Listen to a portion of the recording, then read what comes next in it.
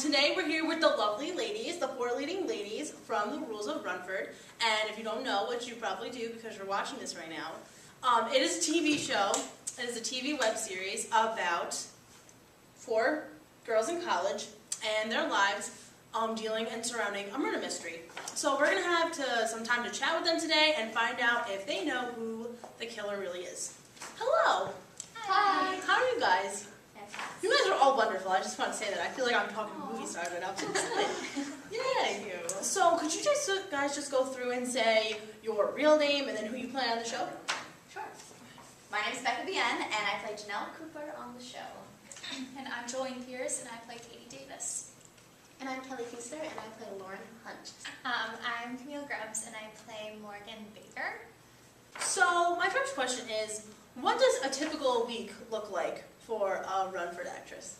It just depends on what we're filming and what the schedule looks like. Sometimes we have weeks off, sometimes we have to film a million things in one day, but Bigger scenes take a long time. But Right. So what is the best part about working for the Rules of Runford?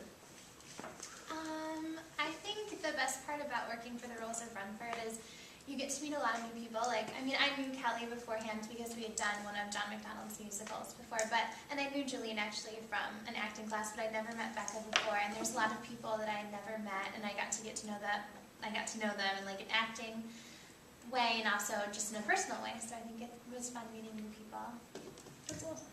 Also, I, for one, really miss theater from high school, and so this was a way to get involved in it again in college. That's really good. So what is the most challenging part of working for the Rules of Runford? For me, it's getting into character, because you do things so fast, and it's like 1 second the camera's on, and then the next you're shooting some huge, Lauren finds out, some huge identity crisis piece of evidence. So that to me is the hardest part.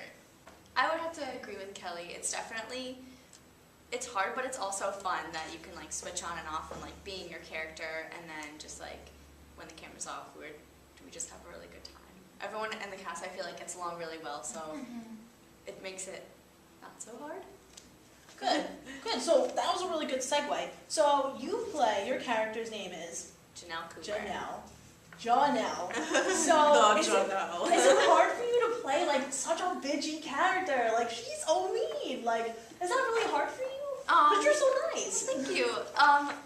Sometimes, I mean, it's so much fun that I won't have to. I don't say it's like particularly hard, but sometimes I hear things that Jenelle would say, and I'm thinking I would never say that in my life. She does have some sense. So John McDonough released a list of suspects. Because now that time is coming where we're starting to realize who the killer is, right? And you're on that list. I am. How does that feel? Feels good. I'm excited because I don't know who the killer is. I mean, we have some theories and stuff, but it's exciting to be on the suspect list just because I feel like a lot of people have had their theories about Jenelle, and now it's kind of like further on in the series, and people may have like forgotten about it and said, oh, well, Jenelle couldn't have done it, but now it's kind of like, ooh, well, she's on the suspect list, so maybe. Maybe she did. So, who is your character on the show? Katie Davis. Katie Davis. Now, Katie Davis, that's a rough character to play. I think the stress that Katie goes through with juggling everything in her life is something I can relate to. But as far as friendships go, I'm pretty close to my friends, although I do relate to the part that some friendships go in and out. I think everybody deals with that. So do you have a favorite part about your character? Do you have a favorite? Getting to be somebody who I normally wouldn't be. I would never be a sorority girl, but it's nice to be able to play one. So Kelly, you play Lauren on the show, right? Yes. So Lauren is definitely having an identity crisis at the moment. Every day. Every day. I feel like her dad's alive, her dad's not alive, her last name's this, her last name's that. It's very stressful. Especially at a time in college where you're going through that kind of who am I already. Yep. So what is your favorite part about your character? My favorite part about Lauren is she's somebody that I would never get, I guess kind of like what Jolene said, like somebody that I'd never get a chance to play. I've never been in her situations before. And it's really hard to put myself in her place. Like, she doesn't know who her dad is, just a ton of things. She's younger in college. So it's hard to kind of get what she's, like, understand her. But I guess it's something that I like because it is hard and it is challenging. Right. So what about your character, Morgan? My favorite part about Morgan is her awkwardness. I also hate it, but it's like my favorite part too. She just is okay with how silly and kind of not fitting in she is, and she just kind of goes with it. And she's found her friends, and she's kind of sorting her way through college. And I think on the relationship standpoint, she's just finding out what she wants in a guy, what she doesn't want in a guy, and maybe trying to find out who is involved in things as well with her relationships. So the most challenging thing about Morgan too is her awkwardness, because I'm not as awkward of a person. I mean, I have my awkward moments and stuff, but I'm not like falling over and hiding in trees and getting stuck in mailboxes with my lanyard and crazy things like that. So I think that's just making that part real is probably the toughest part about playing Morgan. So what's it like working for John McDonough? How is that? I want to know. It's fun. John's always happy and positive, so it's hard to not be happy and positive when you're around him. And John's very unpredictable. You never know what to expect when you go into a filming for Runford, or when you get the script. Or when you get the script and then when you go to filming, John will be like, oh, by the way, I have 3 hats for you to wear in 2 seconds and you have to change. Or just crazy things. But it makes it so much fun. Like, I've had a really good experience. I'm sad that Runford's coming to an end. It is sad. Well, let's not talk about that now. Yeah. So, you know what I like about the show too? I feel like it has substance. It's not just a bunch of sorority girls who are going through this adventure. Like, I feel like there's always a lesson to be learned, especially like Nicole Dama doing the narrations. Do you guys have a favorite lesson that was learned, or something you feel like people could take away from the show? Where Lori and Sarah are telling me, you know, what to do with boys, what not to do with boys, and I think there was like a moral at the end, like, don't change yourself for someone else. I don't remember what episode it was, but I really liked that moral, because you see Morgan changing slowly over the first season and the second season into this person who's, you know, dating all these people and like, oh, should I text him this time or when? And she's so much more concerned about it than I think she was in the beginning. So I feel like that's a nice segue into season 1 versus season 2. How have your characters changed? I think Katie has become a lot more driven, a lot more motivated for her future. She just got into FUR. In the beginning, I feel like she was very involved in getting caught up as a freshman and being involved in like drama, and I think she's a lot more motivated for her future now. And I think Lauren has kind of come out of her shell a little bit. Well, she's getting closer with Amy, who's the editor of the newspaper, which is good for her. Like, I don't know about you guys, but I think that this season is so much more creepy. Do you have like a scariest moment? Like, what do you think this is? I think we all agree with this theory. Yeah. There's an attic of St. Joe's where I'm assuming like magical light things happen, or what, I don't know what really happens there, like in the real lifetime. But we're upstairs filming, and then someone was in the closet pretending to be the killer for the scene, and we were all up in this like creepy attic room thing, and then the person like came out of the closet because they thought that they felt something, and we all like jumped and screamed, and it was just really, it was just, I don't even know. Do you guys have any idea how you guys are all connected? I know it was revealed that Morgan went to the same acting camp as Cricket. So, I mean, I know those two are related somehow, so I think maybe there's something there that relates everyone, but other than that, I don't know. Let me ask you guys this.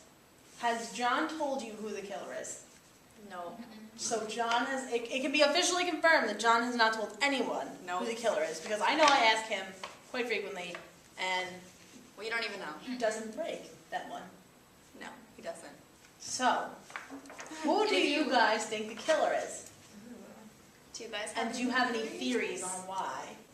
Well, we have 2 theories. Our first one is that Emma is not as dumb as she says she is. So there would be another side to Emma that she's not showing. We think she might be related to the mysterious Angela Carter that was revealed. Yes, but we're not sure about that. We also have another theory about Paige, who is the voice of Runford. The first clue that made me think of it was that John said that you could hear the voice of the killer in the first episode, and you can hear all of our voices in the first episode because we're all in the first episode, but the fact that he specifically stated voice was kind of like, ooh, maybe it's Dama. And then we had a photo shoot for Runford, and we were wondering why Paige, who plays a significant character as the voice, the lesson teller, I guess you could say, of Runford, but we were like thinking that maybe she played a bigger part in the second season, and we haven't really seen that yet, so we've just been curious. She's always there, but never there. Yeah, and she knows everything that goes on in Runford. Maybe she's like telling her story from like Killer's perspective. the killer's Jenelle. perspective, or like from jail, or like an insane asylum. She always warns people about things in her Yeah. little tidbits. Like, You better watch out. yeah. I'm pretty like, I don't know. Oh shoot! I really never think it's thought her. about her. I'm not gonna lie. We're on to Dama. I also think Brooke is really creepy. Like she had access to the camera, and just there's all sorts of things. I just think that Brooke and her like friend with the teddy bears, if Yeah, they like to that play was with teddy creepy. bears, maybe they like to play with people's lives. I don't know. Who knows? But I feel like it could be Brooke. So, I was told by John McDonough that you guys might have something special for us, that you might have some clues to who the killer is. Okay, the first clue states that Jenelle is clearly the bitchy friend, while Katie is much nicer. But that wasn't always the case. In fact, Katie and Jenelle used to be very mean girls when they were younger. What's mean? You're a mean girl. All right. In episode 17, we found out that Katie has a very mysterious scholarship called the Wendy Wheeler Award. But she isn't the only one who has this scholarship. In episode 17, we find out that Lauren's dad is responsible for attempting to murder a girl named Angela, but her body was never found because Angela is still very much alive. In episode 15, we find out that Cricket and Morgan went to the same acting camp, but Cricket isn't the only one who was also there.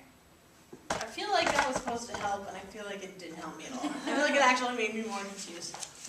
So thank you guys for being here tonight. I'm so excited I got to meet you guys as like you and not like your characters, which is really funny. I thought that was cool.